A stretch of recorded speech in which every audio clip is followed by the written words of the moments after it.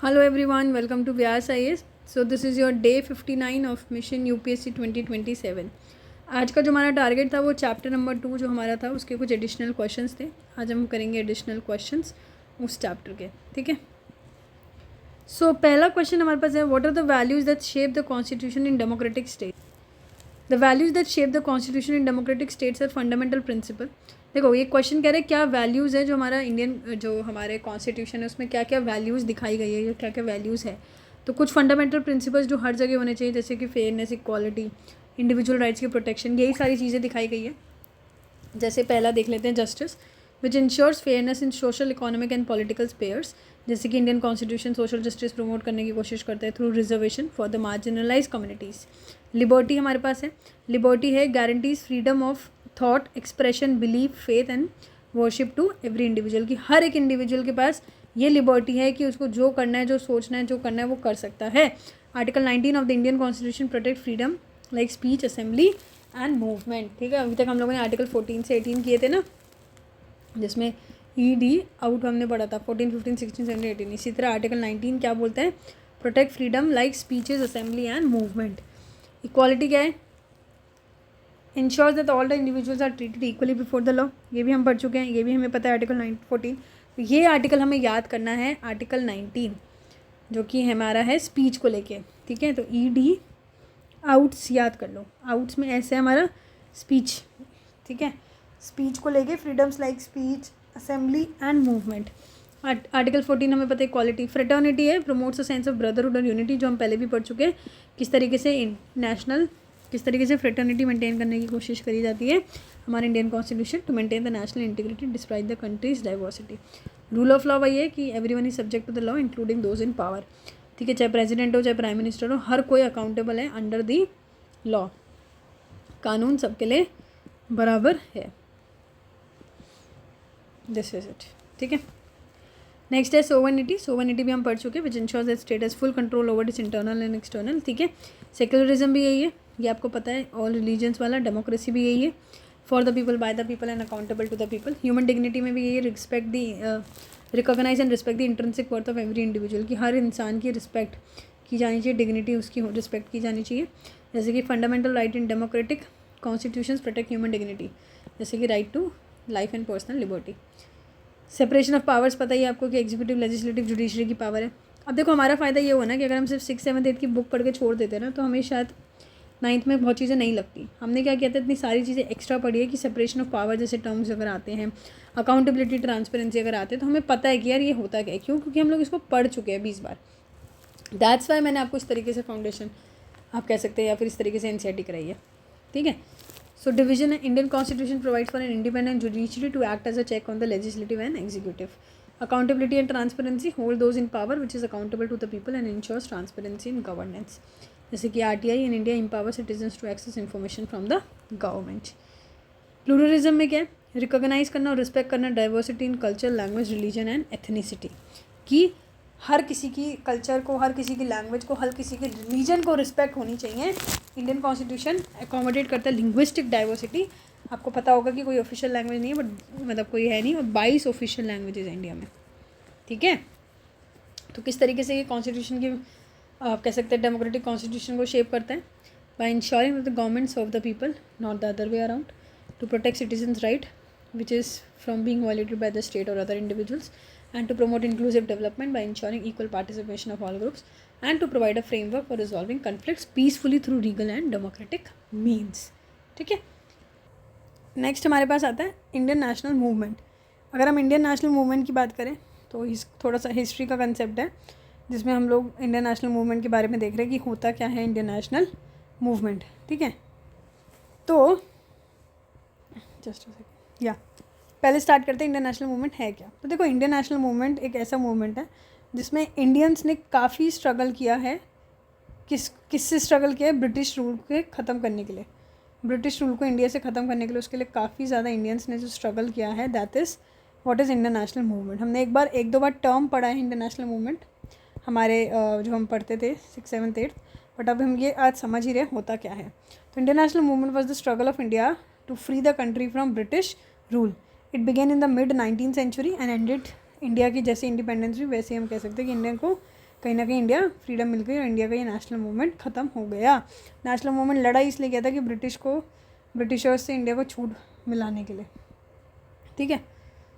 जैसे देखो फेजेस अगर हम देखें कि कैसे कैसे इसके मूवमेंट के फेजेस थे, तो देखो पहला फेज़ ऐसा था कि पहले रिवॉल्ट ऑफ 1857 आया, जो कि फर्स्ट वॉर ऑफ इंडिपेंडेंस हम जिसको बोल सकते हैं, फर्स्ट वॉर ऑफ इंडिपेंडेंस।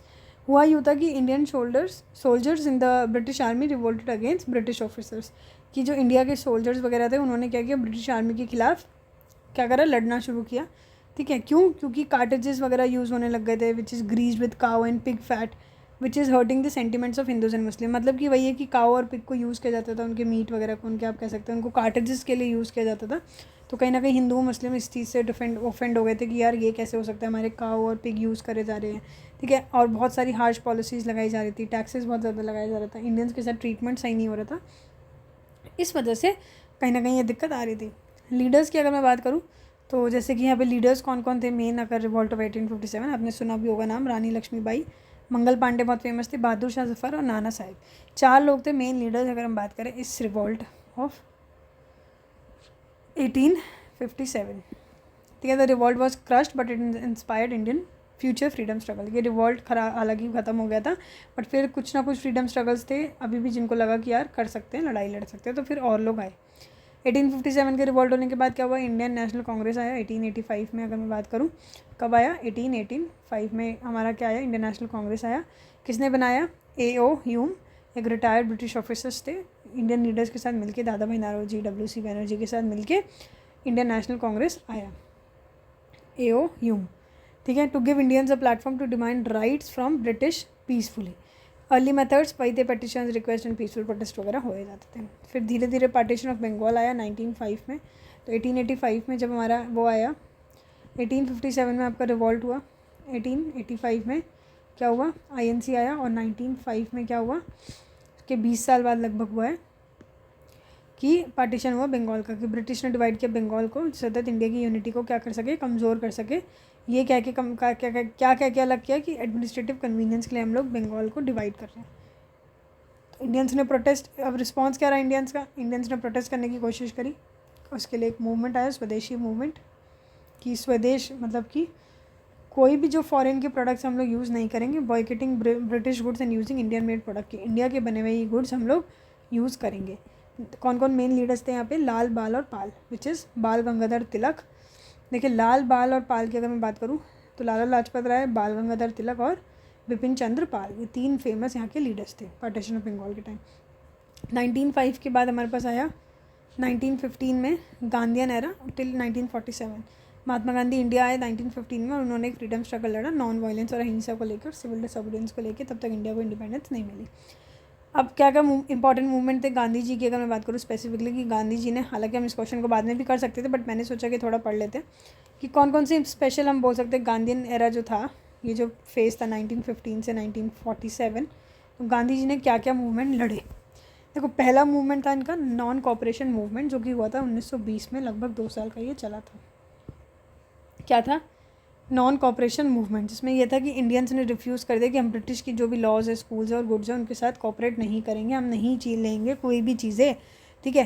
क्यों? क्योंकि जलियांवाला बाग मैसाकर आपको पता ही है, हम लोगों को 1919 में हुआ था, जिसमें इतने सारे लोगों को मार दिया, तो इंडियंस बहुत ज़्यादा ऑफेंड हो गए थे, मना कर दिया कि हम ब्रिटिशर्स की कोई भी लॉज, कोई भी स्कूल्स, कोई भी गुड्स वगैरह फॉलो ही नहीं करेंगे, जाएंगे ही नहीं, है ना। और movement was called off after violence in Chauri Chaura but it United Indian. 1922 में फिर चौरी चौरा इंसिडेंट हुआ, हम कभी पढ़ेंगे चौरी चौरा इंसिडेंट भी क्या हुआ था, उसमें भी काफ़ी बुरा हुआ था। चौरी चौरा इंसिडेंट होने के बाद कहीं ना कहीं ये मूवमेंट नॉन कॉपरेशन मूवमेंट ख़त्म करना पड़ा, या कह सकते हैं आप हो गया। नॉन कॉपरेशन मूवमेंट स्टार्ट इसलिए हुआ था क्योंकि जलियांवाला बाग मैसाकर हुआ, बट ख़त्म इसलिए हुआ क्योंकि चौरी चौरा मूवमेंट हो गया था, ठीक है। 2 साल के बाद फिर से 8 साल बाद एक और मूवमेंट आया, नॉन कॉपरेशन मूवमेंट के बाद, नॉन कॉपरेशन मूवमेंट के बाद आया सिविल डिसोबीडियंस मूवमेंट। देखो सिविल डिसोबीडियंस मूवमेंट 4 साल का था, 1930 में आया, जिसमें यह था Indians openly broke British laws, British के जो भी लॉज थे, जैसे सॉल्ट बनाने वाली जो ब्रिटिशर्स ने टैक्स करे थी, सब तरीके की लॉज को तोड़ना शुरू किया। सॉल्ट को लेके आया तो ऑफकोर्स ये बातें दांडी मार्च की बात हुई, और फिर बाद में ब्रिटिशर्स इंडियन लीडर्स की बात मान गए थे और उन्होंने एग्री कर दिया सॉल्ट टैक्स पे रिमूव करने का। सिविल डिसोबीडियंस मूवमेंट 1934 में ख़त्म हुआ, उसके लगभग 8 साल बाद आया क्विट इंडिया मूवमेंट। तो पहला हमारा हुआ नॉन कॉपरेशन मूवमेंट, ठीक है, दूसरा हमारा हुआ सिविल डिसोबीडियंस मूवमेंट और तीसरा हुआ क्विट इंडिया मूवमेंट, जो कि 1942 में हुआ, आज़ादी से 5 साल पहले। जिसमें क्या हुआ, गांधी जी ने बोला ब्रिटिशर्स को या तो अब हम करके दिखाएंगे या फिर हम मर के दिखाएंगे, डू और डाई, बहुत ही फेमस है ये, ठीक है। तो वही हुआ कि मास अरेस्ट होने शुरू हुए, मूवमेंट शुरू, ब्रिटिश कंट्रोल कहीं ना कहीं डरने लग गए थे और कहीं ना कहीं धीरे धीरे फिर जाके ब्रिटिशर्स का रूल इंडिया में कम हो गया था, डाउनफॉल की तरफ आ गए थे, ठीक है। अब कौन कौन से मेन लीडर्स की अगर मैं बात करूँ इस कॉन्ट्रीब्यूशन को लेके, तो महात्मा गांधी जो थे ही, क्योंकि नॉन वायलेंस को लेके था। सुभाष चंद्र बोस की अगर मैं बात करूँ तो इन्होंने भी इंडियन नेशनल आर्मी फॉर्म की थी, ब्रिटिशर्स को लड़ने के लिए एक फोर्स बनाई थी, जो इंडियन नेशनल आर्मी हम कह सकते हैं। जवाहरलाल नेहरू भी सोशलिज्म और मॉडर्नाइजेशन की तरफ थे। सरदार वल्लभ भाई पटेल, जिनको हम आयरन मैन ऑफ इंडिया भी बोलते हैं, तो इन्होंने प्रिंसली स्टेट्स को यूनिफाई करने की कोशिश की इंडिपेंडेंस के बाद।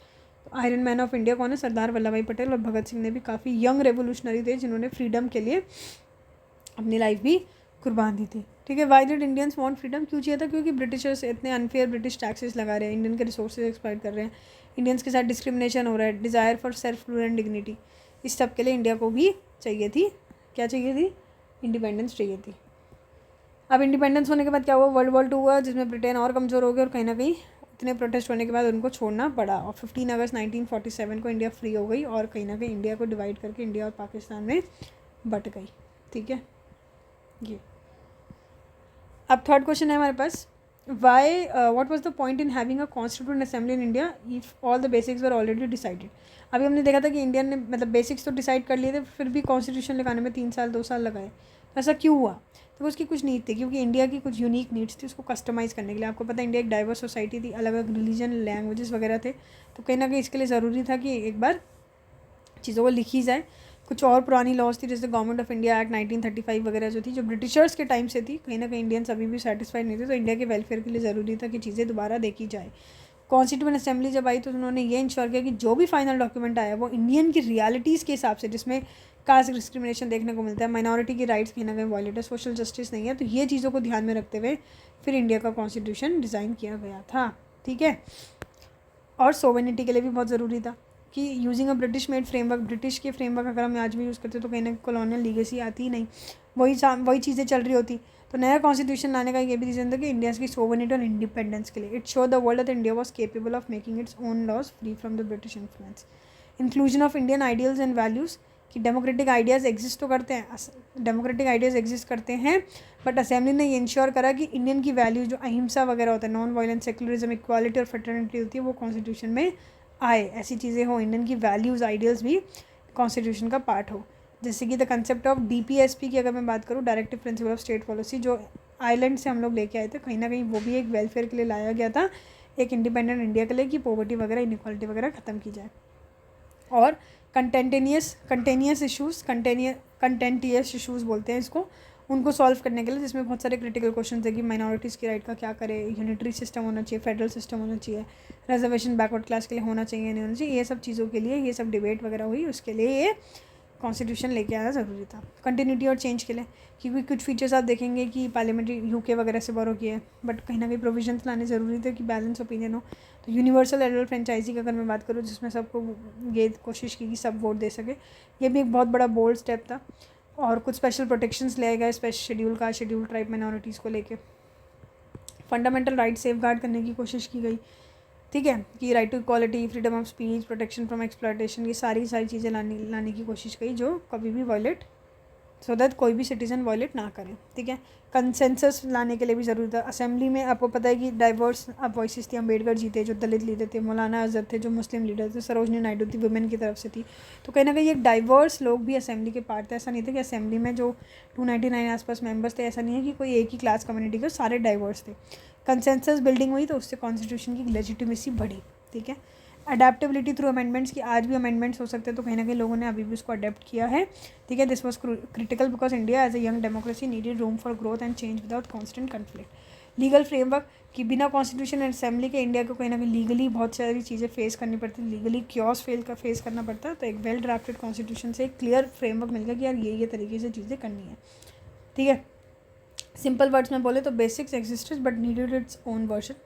Constituent Assembly ensured that the Constitution was Indian in spirit, diverse in presentation, representation and forward looking in vision, ठीक है. Without it India would have continued either British laws or face constant conflict and instability, ठीक है. Last question हमारे पास है, why should we accept the constitution made by this assembly even after 6 decades, ठीक है. अब इसका आंसर हम वैसे पढ़ चुके हैं ऑलरेडी, बट एक बार और देख लेते हैं. सबसे पहला रीज़न कि हम आज भी एक्सेप्ट कर रहे हैं क्योंकि कॉन्स्टिट्यूएंट असेंबली रिप्रेजेंटेटिव थी, रिप्रेजेंटेशन था. हालांकि लोगों ने डायरेक्ट इलेक्शन नहीं था, डायरेक्टली इलेक्ट नहीं हुए थे, बट मेंबर्स जो थे इनडायरेक्ट इलेक्शन से चूज़ हुए थे. आपको मैंने बता चुकी हूँ पहले भी. BR अम्बेडकर, जवाहरलाल नेहरू, सरदार पटेल, राजेंद्र प्रसाद, सरोजनी नायडू, सब लोग थे उसमें, ठीक है. अलग अलग बैकग्राउंड से थे, कोई लॉयर था, कोई सोशल वर्कर, कोई इकोनॉमिस्ट, कोई फ्रीडम फाइटर. डेलीब्रेशन और डिबेट में आपको बता चुकी 2 साल 11 महीने 18 दिन लगे फाइनलाइज करने में. तो कहीं ना कहीं बहुत सारे क्लॉजेज, एक एक वर्ड्स, एक एक क्लॉजेज डिस्कस किए गए. अमेंडमेंट्स भी बहुत ज़्यादा देखने को मिले, तो इसके लिए भी एक रीज़न है. डाइवर्सिटी थी, ठीक है. ये भी आप समझ गए होंगे. स्पेशल केयर लिया गया टू माइनॉरिटीज़ को प्रोटेक्ट करने के लिए, बैकवर्ड क्लासेस को और वेमेन को. Doctor BR Ambedkar, who chair the drafting community, was himself from a marginalised community and ensure social justice were at the core of the constitution. Continuity with the past and vision for the future, की past को जो हुआ वो चीज़ को देखते हुए constitution बनाया और फ्यूचर में क्या करना चाहिए उसको ध्यान में रखते हुए कॉन्स्टिट्यूशन प्रिपेयर किया गया था, ठीक है. गवर्नमेंट ऑफ इंडिया एक्ट 1935 से लेके कुछ कंटिन्यूटी हुई और कुछ नई फंडामेंटल राइट, DPSP जैसी चीज़ें लेके आए, यूनिवर्सल फ्रेंचाइजी भी लेके आए. इंडिया को एक प्रोग्रेसिव इंडिया बनाने की तरफ लेके जा रहे थे, डेमोक्रेटिक, सेक्युलर और इंक्लूसिव चीज़ों को इंक्लूड करके. Protection of rights and freedom, rights और फ्रीडम को प्रोटेक्ट करना. तो कॉन्स्टिट्यूशन ने गारंटी किया fundamental rights, freedom of speech, equality और even protection from discrimination, right to education and more. It establish the rule of law, ठीक है. Rule of law लेके आए कि कोई भी इंसान ऊपर नहीं होगा, चाहे प्राइम मिनिस्टर हो या कोई भी हो, ठीक है. Because it protects you from the exploitation and ensures your rights are इसलिए रिस्पेक्टेड. इसके लिए आज भी कॉन्स्टिट्यूशन एक्सेप्ट किया जा रहा है. फ्लेक्सिबिलिटी, अमेंडेबिलिटी, एडेप्टेबिलिटी बहुत बड़ा एक रीज़न है. फ्रीडम फाइटर्स पे ट्रस्ट था लोगों का, इस वजह से भी हम कह सकते हैं. और एक्सेप्टेंस ओवर टाइम 75 ईयर्स से ज़्यादा हो गए. कॉन्स्टिट्यूशन आज भी इंडिया की डेमोक्रेसी का एक बैकबोन है. No one has raised a question according उसके लिए खिलाफ, ठीक है. तो वाइजली बनाया गया, एक्सपीरियंस लीडर ने बनाया. राइट्स फ्रीडम को गारंटी कर रहा है. वॉइसेस ऑफ ऑल कम्युनिटीज सुनी जा रही है. Can be change when needed and it also served as well for decades and continues to protect us. समझ आ गया होगा आपको क्यों कॉन्स्टिट्यूशन आज भी हम लोग एक्सेप्ट करते हैं, क्या रीजंस हैं, ठीक है. So this was it. कल का हमारा टारगेट रहेगा नेक्स्ट चैप्टर नंबर 3 जो हमारा है. सो कल हम मिलते हैं नेक्स्ट लेक्चर के साथ. Thank you so much.